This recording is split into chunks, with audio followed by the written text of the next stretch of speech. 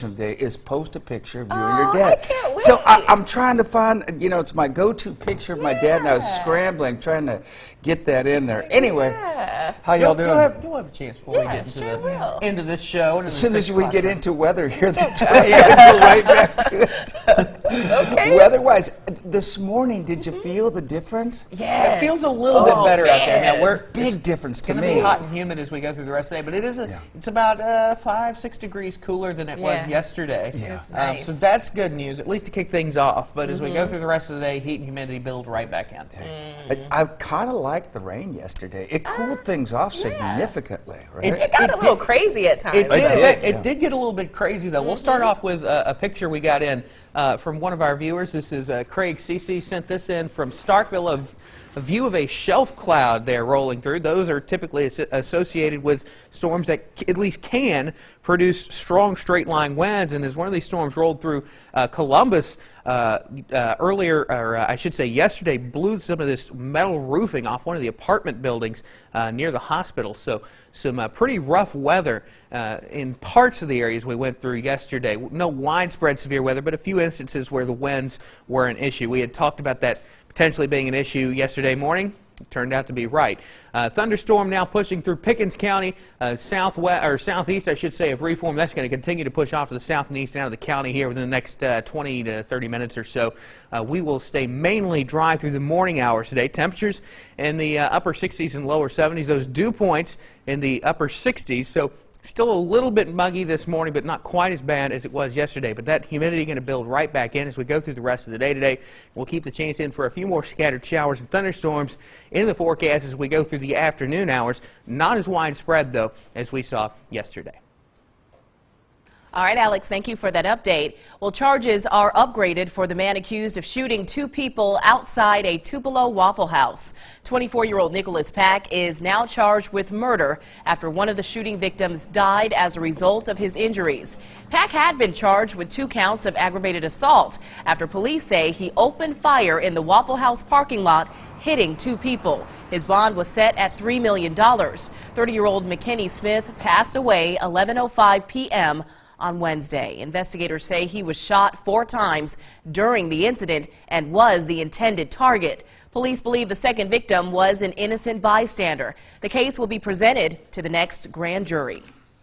An Aberdeen woman is wanted for questioning after a bogus check turns up in Lee County. Investigators are asking for your help finding 32-year-old Nikki Lynn Stanley. Lee County deputies say a stolen check was passed at a Moorville business on June 14th. The incident was reported, and now detectives want to talk to Ms. Stanley. If you know where Stanley is, you are asked to call Crime Stoppers of Northeast Mississippi. The number 800-773-TIPS. A man in Prentiss County will spend the next 35 years in jail on a sexual battery charge.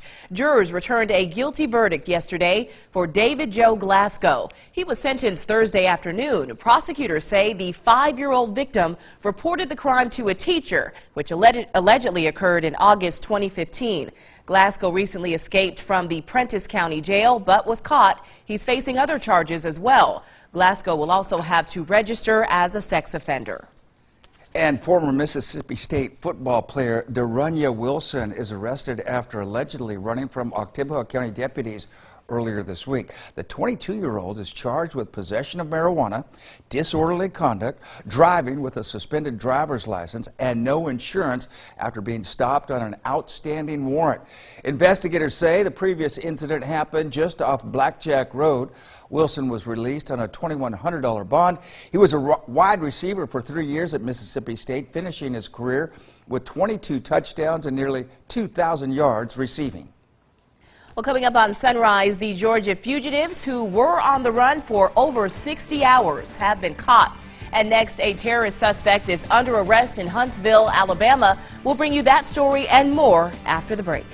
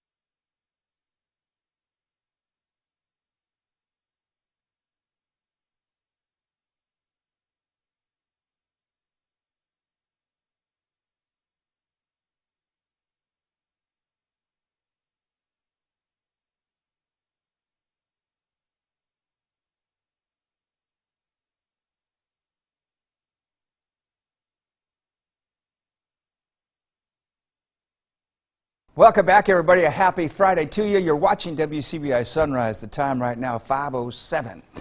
All right. Attorney General Jim Hood says he'll ask the Mississippi Supreme Court to approve execution dates for 2 inmates.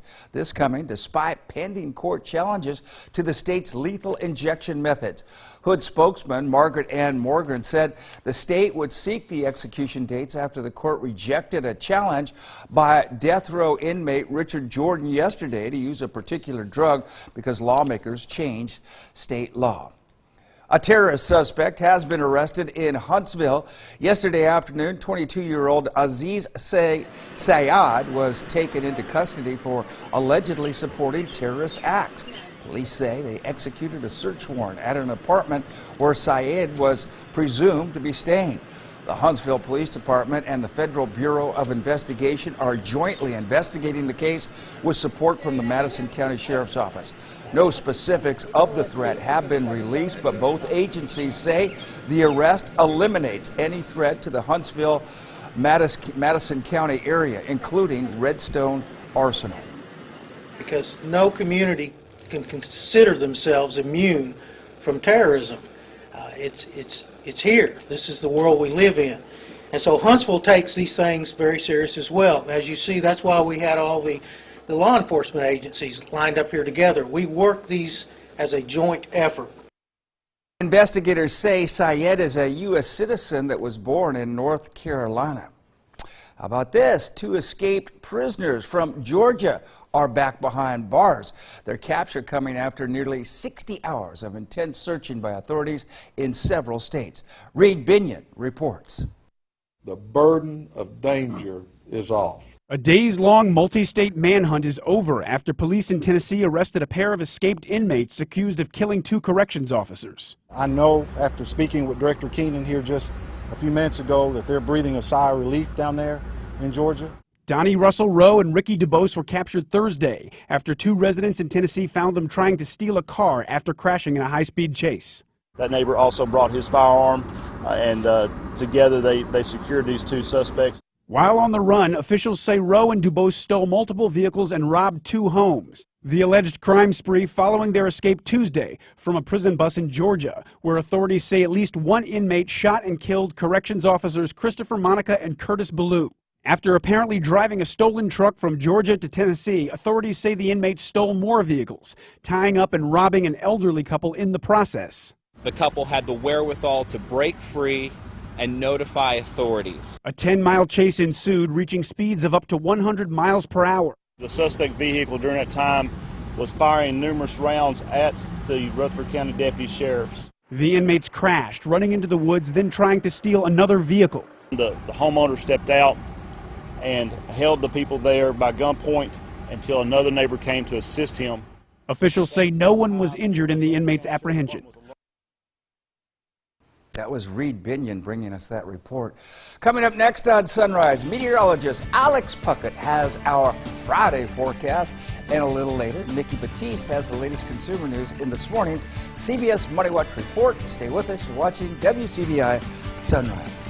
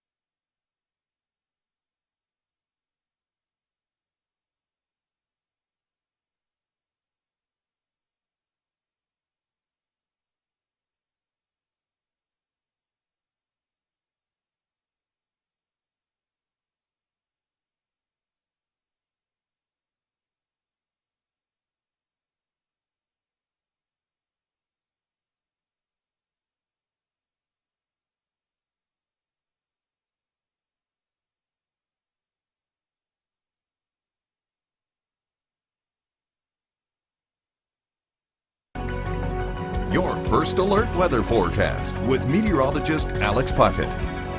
Scattered showers and thunderstorms again going to be an issue today. Not as widespread though as they were yesterday. We could see a couple of intense storms in the afternoon with some heavy downpours, some frequent lightning, but not anticipating any severe weather as we go through the day. Hot and humid as we get into the weekend, and we're going to keep those isolated thunderstorms in the forecast for the weekend. They'll be hit or miss through the rest of the weekend. A few clouds on our Alpha Insurance sky cam this morning. Visibility's looking pretty good across much of the area. Slightly reduced visibilities in Corinth, so we'll keep an eye to see if any patchy fog develops. But with that cloud cover, makes that fog a little less likely as we go through the morning. Temperatures in the 60s and 70s to kick things off. Those dew points in the upper 60s area-wide, so a little bit muggy, not quite as humid as it was yesterday morning, but another hot and humid day in store for us. That humidity will build back in as we get into the afternoon. Temperature's going to top out in the upper 80s and lower 90s area-wide, anywhere from about 89 to 92, 93 degrees as we go through the rest of the day today. And again, we'll keep the chance for some scattered showers and thunderstorms. Heat index value is going to climb into the mid-90s, probably some upper 90s as we go through the afternoon as well. Like I've said the past couple of days, this particular model tends to underdo the heat index just a little bit, so it wouldn't shock me if we see some upper 90s, maybe even a rogue 100 on the board for heat index values as we go through the day today. So 40% chance of showers and storms today, going to drop back down to 30%. Those hit or miss pop-up afternoon showers and storms for your weekend, for your Father's Day weekend, back up to 40% as a front approaches from the north and west on Monday. So a few scattered showers and storms today. Same thing goes for Saturday, but you'll notice as we get into late Sunday into Monday, this front approaches from the north and west, giving us a little bit better chance of rain, mainly on Monday. We'll dry things out a little bit, though, as we get towards the middle of next week. Here's your 7-day forecast. Again, we take those rain chances off the board Tuesday and Wednesday, but we keep the heat and humidity in the forecast through the next 7 days. Renee? Rogue 100 sounds dangerous, Alex. It sounds like a movie. Does sound like a movie. 100. All right. Okay. All right. Well, thank you, Alex and Steve, for weighing in. Moving on now, some Starkville residents had a chance to voice community concerns over a cup of coffee yesterday. Sproul Property Management held its monthly Coffee with a Cop event. Residents were able to meet and greet with officers about community issues. It was also a chance for them to express their appreciation for the officers. The company also provided donuts. Donuts. Rogue 100, run for your lives.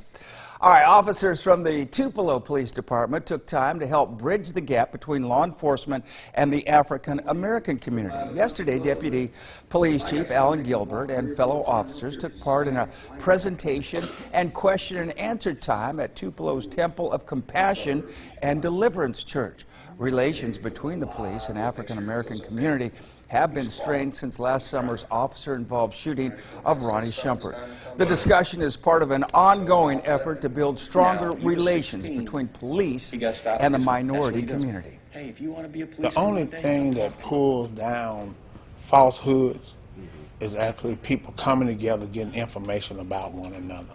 When you sit down with people and you talk to people, you get a different point of view about a person, than what somebody said about them. The discussion coincides with the annual National Conference of Outstretched Hands International Ministries in Christ, which is based at TCD. All right. Well, speaking of police relations, earlier this year, Dr. K.B. Turner, the consultant hired by Columbus to examine the police department, held multiple neighborhood community meetings. In those meetings, Turner encouraged residents to volunteer their time to help officers. Yesterday, those volunteers met for the first time. WCBI's Quentin Smith was at the meeting. He's got more. These 5 Columbus residents desperately want to see Columbus live up to its name, the friendly city. So much so that they've decided to volunteer their service to help the city become better than it's been. We've had so many crimes and so much disruption with our children, with our teenagers. And I think it's important if they could see an example from the older people or the mature people getting out there, getting involved. Volunteers are getting involved by teaming up with the police department. On Thursday, they met with leaders of the department, as well as the consultant hired to examine CPD to discuss ways they could help out. I understand, in order to realize what I believe and envision this city to be, which would be a great city, then I have to be a part of that process. And volunteering is one of the means or the way I can be a part of that process. The residents will write reports, conduct background checks, and help out in any other needed areas. I'm looking forward to the volunteer time. Just using my time effectively, efficiently, and hopefully in a manner that will help the police department. Volunteering my time indicates that I'm committed. I'm in this to contribute to the change and the improvement and the celebration, everything that goes with a city that is vibrant. With residents working together with the police department, many believe it could have a big impact on the city. It could help decrease the crime rate and also help strengthen the relationship between the community and law enforcement. And I feel like if we were get in there and push them, or if we were supporters of the police department, then they could do a better job because they know that they can depend on the people in the neighborhood to help. Quentin Smith reporting. Thank you, Q. Assistant Police Chief Fred Shelton says the volunteers will begin their training process in about a week. If anybody's interested in volunteering, you're encouraged to call or visit the Columbus Police Department. Fred, I think, is going to be stopping by here this morning. I think so. Will he bring donuts? You hear us, Fred? Stereotyping. I'm so Chief, sorry. come on. All right, well, coming up after the break, we will ask this morning's Mississippi Peanuts question of the day. Post a pic of your dad. Yo pops. Yeah. Later on Sunrise, Ms. Renae is going to have her pick of this week's top 4 stories. There's a sneak peek right there. Those stories and more next when Sunrise returns.